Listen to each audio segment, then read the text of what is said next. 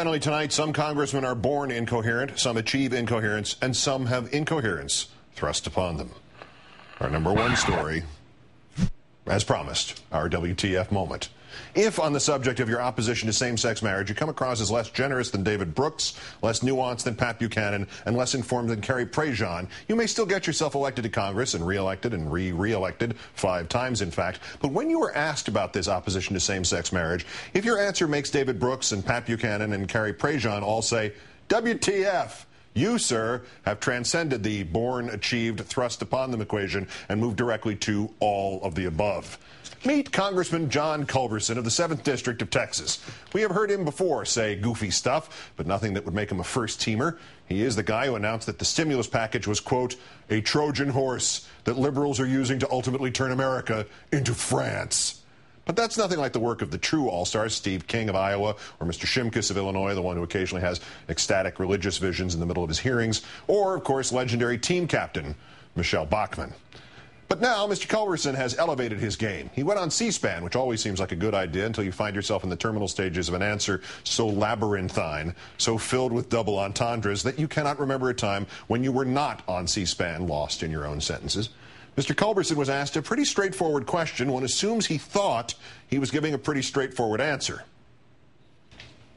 You said a lot about how the federal government shouldn't be in our house.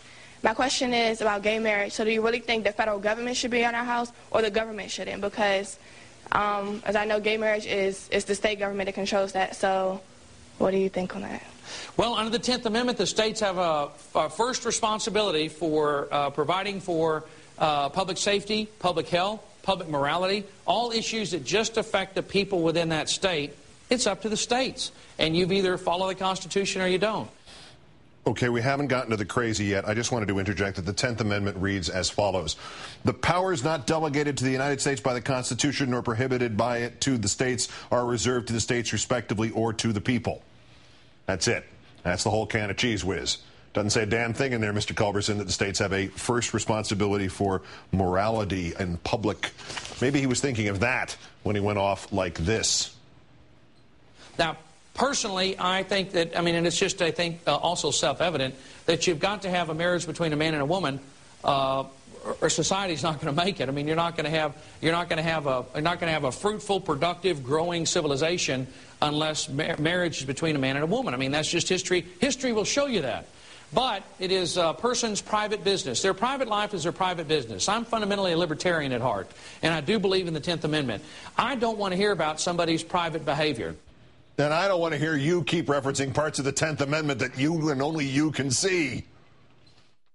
Now think about this. You cannot, if we provide civil rights protection to somebody based on private sexual behavior, well, the Constitution, the 14th Amendment says we have to provide equal protection.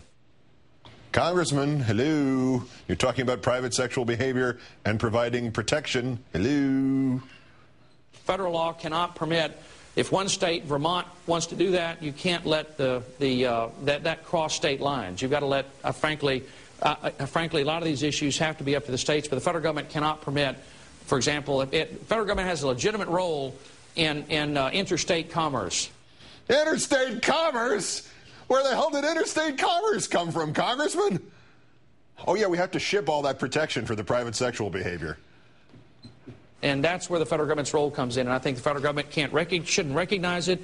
It's just a bad idea. And but fundamentally, the right of privacy is fundamental.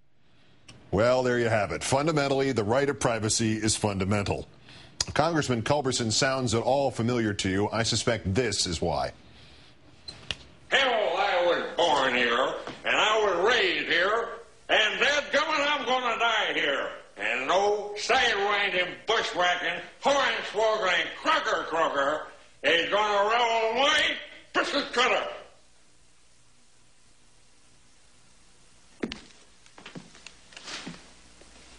Now, who can argue with that? Robert. Congressman John Culberson, 7th District of Texas, where the answer to every question is either the 10th Amendment, or fundamentally the right of privacy is fundamental, or the government has to provide protection for private sexual behavior. Possibly to harken back to the Congressman's remark about the stimulus plan, possibly protection involving a Trojan horse. WTF.